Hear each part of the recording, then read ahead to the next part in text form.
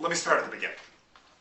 I had a client that I was meeting with, and we were going over what's been going on in his business, and he said to me, he goes, Mike, I keep on hearing over and over and over again from people, it's too expensive, it's too expensive, it's too expensive, it's too expensive. And I said, well, what do you do? He says, well, I get frustrated, I walk away, and I just accept it's too expensive.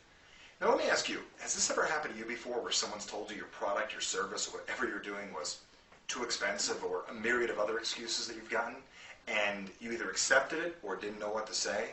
Well, after today, I'm going to share with you a very simple technique that you can use right away, and I made some handy little flashcards to remind you how to do a 5-step process that is so simple, how to really diffuse anybody's excuse that they give you and really get to the point at hand, what's really going on, why they're saying what they're saying. Because a lot of times people just give you a blunt thing like, it's too expensive, or whatever it is, or I can't afford it. But let's focus on it's too expensive for right now. So here's the technique, and why I said I failed, because I failed to share this with you earlier, and it's really my fault. So let me make sure I get this to you now. The first thing is, anytime someone says to you anything like, it's too expensive, there's typically more to it than that, and if you just accept that, you're missing the real opportunity to connect or really market your product to another person. So when someone says, it's too expensive, the first thing you have to do is opposite whatever they'd expect, because they're going to expect you to argue with them. Like, what do you mean it's too expensive? You know how it goes. The first thing you really want to do is step 1, which I call neutralize. See, it says neutralize. Neutralize the response, which means, take the power away from it. So when someone says, that's too expensive, the most powerful thing you can ever say is, okay. Let me show you again. Okay. And when you say that, it's not that you're agreeing with them, but in their mind it seems like you're agreeing with them, and you're giving a little validity to their reason.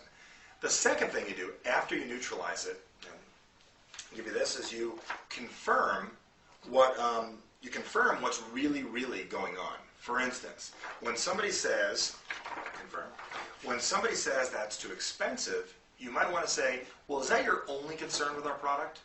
And right there you're finding out what the real major concern is. Because they might say, no, there's 4 other things bothering me. Because wouldn't you like to know in advance if it's not just one thing, if it's 4, 5, 10 reasons? Now you're finding out what it really is. And typically when someone says it's too expensive, you say, okay, and then immediately say, well, is that the only challenge with our product or purchasing this? And they say, well, yeah, that's the only thing bothering me. Right there, they're locking themselves in to walk straight into step 3, which is really to question and uncover. Now, questioning and uncovering, the main portion of this is uncovering, figuring out why they feel that way. Kind of like a therapist asking, well, why do you feel that way? For instance, someone says, that's too expensive. And you say, well, what do you mean it's too expensive? What makes you feel that it's too expensive? Well, I don't know, Mike. I think I can get it at Sears cheaper. I saw it there last week. I can just drive to the mall and get it at Sears. And right there you found out is that they can get it at Sears and they can find it a little cheaper. And why would they buy it from you if they can get it from Sears? Got it? Now that leads to the next point. The next thing is what's called the reposition.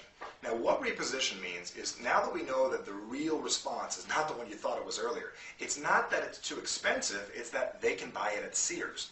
The reposition is one of the coolest techniques you can ever use. And here's where I use, wow, I guess I failed.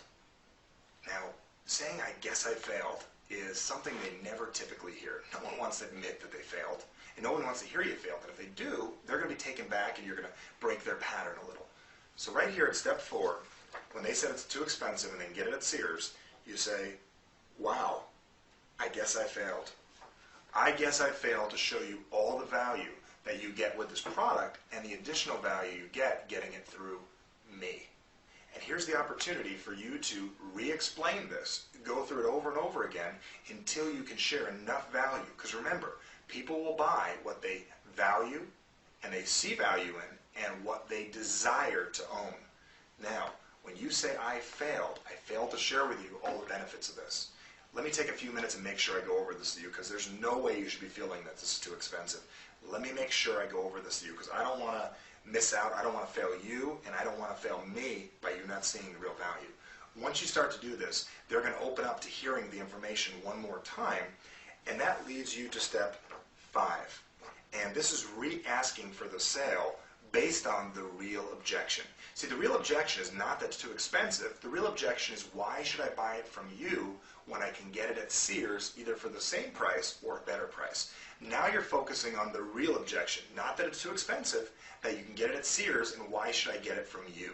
That's what they're really asking you. So by using the technique, I failed you, and I failed to explain this correctly, people are going to be a lot more open to listening to what you have to say. This works throughout the direct sales business. This works with any time you're explaining anything to anybody and they give you an objection of any sort. First thing is, make sure, I'm going to go through one more time, you neutralize with the OK technique. The second thing you do, very, very simply, is you confirm that's the only thing. Because if there's more than one, you've got to deal with every single one of them individually. The third thing is, you got to question, and you got to figure out what exactly do you mean by that. The fourth is reposition, and my favorite reposition technique is, I failed. I failed to explain to you all the value. Let me take the time to do that so I can go over with you in detail. I failed. And the last thing is, you got to re-ask for the sale over and over again. Continue to ask the conversation over and over again. Continue the conversation over and over again until you can overcome that response that you got. Really the secondary one, which is more important. Maybe a third or fourth along the way, but make sure to follow this procedure. So I'm glad I didn't fail you.